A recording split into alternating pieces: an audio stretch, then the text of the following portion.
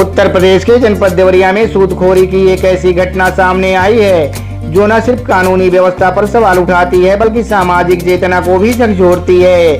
लार थाना क्षेत्र के ग्राम बनपाली निवासी धनंजय कुमार सिंह का आरोप है कि उन्हें एक व्यक्ति ने कर्ज के जाल में फंसाकर उनकी आर्थिक व मानसिक स्थिति को बर्बादी की कगार पर पहुंचा दिया है। धनंजय कुमार सिंह के अनुसार वर्ष 2018 में उन्हें फ्लैट खरीदने के लिए धन की आवश्यकता पड़ी। इस दौरान उन्होंने ग्राम अजना लार निवासी राजेश सिंह पुत्र वीरेंद्र सिंह से 15 लाख रुपए उधार लिए। यह रकम उन्होंने समय से नगद और ऑनलाइन माध्यम से चुका दी। धनंजय बताते हैं कि वर्ष 2020 में लॉकडाउन के दौरान राजेश सिंह ने उनसे अपने मुर्गी फार्म के लिए 15 लाख रुपए की मदद मांगी। क्योंकि उन्होंने पहले मेरी मदद की थी, लिहाजा मैंने भी उनकी आर्थिक सहायता की। परंतु जब वर्ष 2023 में मुझे पैसों की जरूरत पड़ी और मैंने उनसे वापस मांगी तो उन्होंने पैसा लौटाने से इनकार कर दिया और टाल मटोल करने लगे। धनंजय का दावा है कि राजेश अब यह कह रहे हैं कि पहले दिए गए कर्ज पर 20 लाख रुपए का ब्याज बनता है, जबकि कोई ब्याज तय नहीं हुआ था। धनंजय कहते हैं कि उन्होंने सिर्फ 15 लाख रुपए उधार लिए थे और वह पूरी रकम चुका चुके हैं। धनंजय ने लार थाने में इस मामले की शिकायत दर्ज कराने की कोशिश की, लेकिन अब तक कोई ठोस कार्रवाई नहीं हुई। वह अपने परिवार के साथ न्याय के लिए अधिकारियों के चक्कर काट रहे हैं और हर जगह उन्हें सिर्फ आश्वासन मिल रहा है।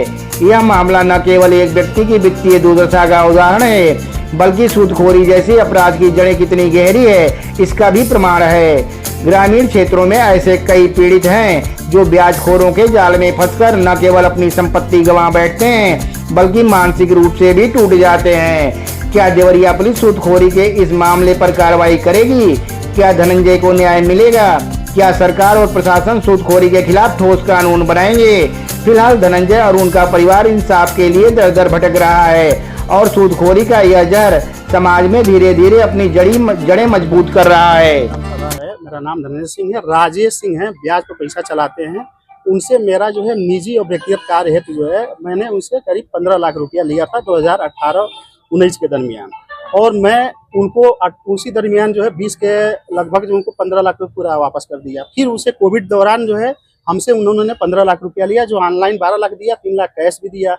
उसके बाद से ब्याज पर बात हुई नहीं थी। ब्याज पे हालांकि पैसा वो चलाते हैं, लेकिन मुझे फ्लैट की जो है ईएमआई भी देना था। बैंक में हमारा जो है लोन है, मैंने उनको दिया कि जो है आप मेरा पैसा लौटा दीजिए। वो पूरा पैसा ब्याज पर हमें काट लिए। 20 लाख रुपया ब्याज का बनाए हैं उन्होंने, जिसमें 15 लाख रुपया ब्याज काट कर 5 लाख और हमसे बोल रहे हैं कि और हमारा बनता है और दो। और उसी के दरमियान जो है वो जमीन पर मेरे चले गए, जमीन भूमि कब्जा करने के लिए। ठीक है, तो मैं उनसे समझाया कि आप ये सब काम न करिए। जो है मुझे अंततः ब्याज वाले मैटर पर मुझे आना पड़ा जो है, इसलिए मैंने डीएम को भी 16/7/2025 को जो है एक आवेदन दिया है। यहाँ पर एक अधीक्षक साहब को, पुलिस अधीक्षक साहब को हमने दिया है। अभी कोई उस पर कोई एक्शन नहीं हुआ है, मेरे पास कोई मेल मैसेज नहीं आया है जो है। ठीक है, और हमको जो है जान से मारने की धमकी, इसलिए मैं घर भी नहीं जाता हूँ। हो सकता है कि मेरी जान को खतरा है जो है।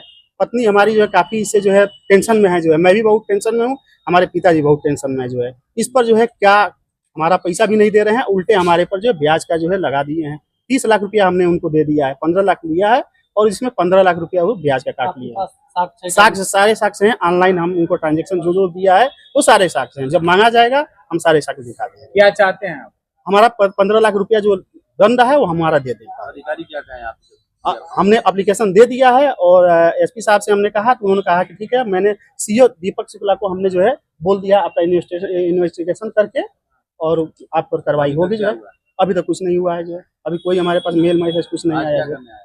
आज उसी के लिए आए हैं जो है कि हमारे पास डीएम साहब से मिलने और एसपी साहब से मिलने कि हमारे मामले पर क्या हो रहा है। और जमीन पर जो जबरदस्ती, हालांकि वो जो कई लोग गांव में पता चला हमसे कि कई लोग की जमीन जो है ऐसे ब्याज पर पैसा चलाते हैं, जो पैसा अगर नहीं देता है उसकी जमीन भी कब्जा कर लेते हैं। दबंग टाइप के आदमी हैं। उनके एक छोटे भाई राकेश सिंह भी हैं। हमारे पिताजी बता रहे कि 30-40 लोगों को लेकर जमीन पर चले गए, जमीन जोतने बोने भी नहीं दे रहे हैं। ये मैटर है। जिलाधिकारी कार्यालय पे क्या करने आई हैं और क्या हुआ है आपके साथ? जी, मैं न्याय के लिए यहाँ पे आई हूँ और मैं प्रशासन से यही चाहती हूँ कि मुझे न्याय मिले, क्योंकि मैं उब चुकी हूँ। मैं राजेश सिंह के उत्पात से एकदम उब चुकी हूँ। वो लोग बहुत टॉर्चर कर रहे हैं, मेंटली टॉर्चर इतना ज्यादा कर रहे हैं। पैसे के लिए उनको इतना पैसा दे दिया गया है कि जिसको मैं बता नहीं सकती हूँ। इतना पैसा उन्हें हम लोगों ने कैश भी दिया है, प्लस ऑनलाइन भी ट्रांजेक्शन किया है। सारी चीजें, सारे सबूत हैं, सब कुछ है। किस लिए दिया है आपने? हमने उनको दिया है, उनको उनसे पैसा लिया गया था काम के लिए, प्लस उनको एक्स्ट्रा पैसा बहुत ज्यादा दे दिया गया। बस मेरी अब यही रिक्वेस्ट है प्रशासन से कि प्लीज मेरी हेल्प करे, जल्द से जल्द मुझे इन सब चीजों से बाहर निकाले, क्योंकि मैं उब चुकी हूँ एकदम से। अब मैं इसके सिवा कुछ नहीं बोल सकती। मुझे सिर्फ न्याय चाहिए, सिर्फ और सिर्फ न्याय चाहिए, क्योंकि वो आदमी एकदम गुंडा है और उसने मेरे पति को मारने की धमकी भी दी है। हम लोग इसके डर से कहीं जा भी नहीं रहे, अपने घर जा नहीं सकते, हम लोग जा भी नहीं रहे, मन भी हो रहा है तभी नहीं जा पा रहे हैं, उसके आतंक से और उसके परिवार के आतंक से।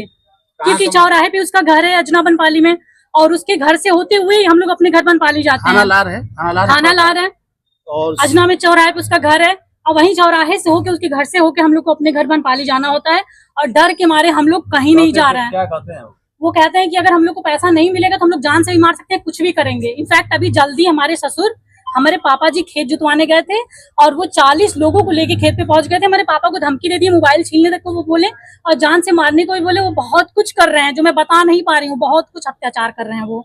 और मैं चाहती हूँ, मेरा नाम शिल्पी सिंह है, मैं चाहती हूँ मुझे जल्द से जल्द इससे न्याय दिलाइए आप लोग प्लीज।